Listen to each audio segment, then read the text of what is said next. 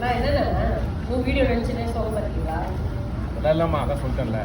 அது அப்போ கொஞ்சம் சீரியஸ் இருந்து இப்போல்லாம் ஃபுல்லாக பண்ணு தான். அது ஒன்றும் பிரச்சனை இல்லை. எதுக்கு சோகமாக இருக்கீங்க? நவம்பர் 2 என்னுடைய ஸ்டாண்டப் காமெடி ஷோ சென்னையில் இருக்குது. சரி. கோபி பஞ்சூரியன் டிக்கெட் கொஞ்சம் போனோம், சேல்ஸ் ஆகும்.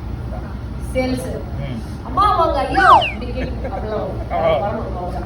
மக்களே நவம்பர் 2 அன்னைக்கு